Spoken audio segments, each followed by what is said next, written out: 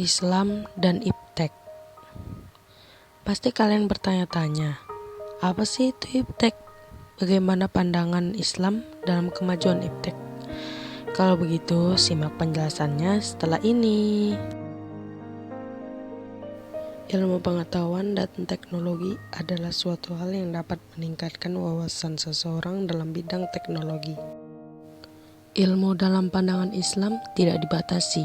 Hal ini diisyaratkan oleh Rasulullah Shallallahu Alaihi Wasallam dalam hadisnya yang bermakna, kalian lebih tahu dengan urusan dunia kalian.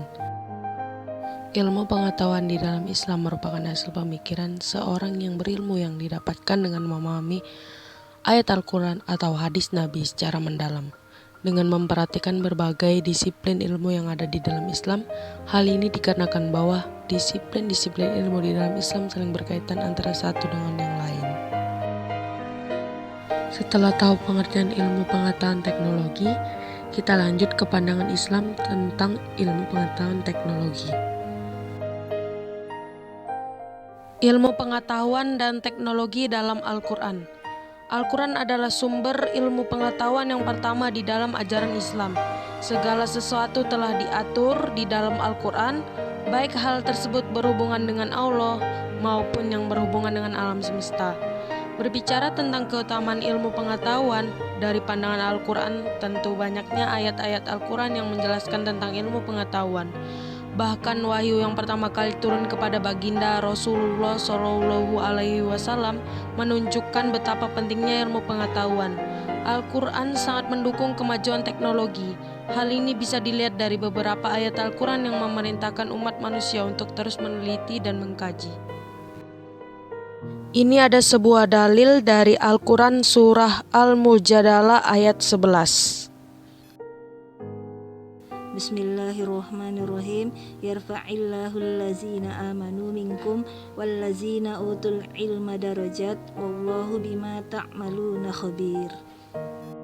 Yang artinya Allah akan meninggikan orang-orang yang beriman di antaramu dan orang-orang yang diberi ilmu pengetahuan beberapa derajat. Oke, sekarang kita lanjut ke pengetahuan dan teknologi dalam hadis. Ilmu pengetahuan dan teknologi dalam hadis.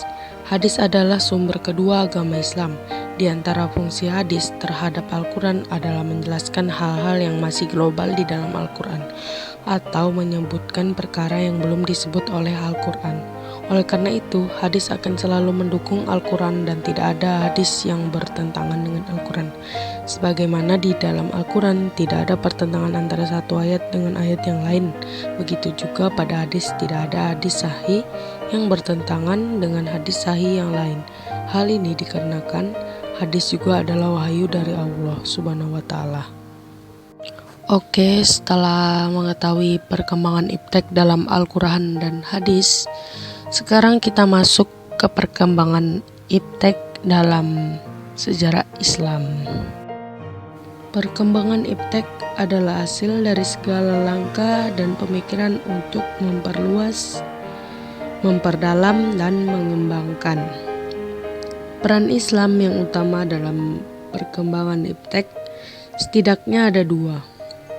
Pertama, menjadikan akidah Islam sebagai paradigma pemikiran dan ilmu pengetahuan. Dan yang kedua, menjadikan syariah Islam sebagai standar penggunaan iptek. Islam sangat mendukung perkembangan dan kemajuan ilmu pengetahuan.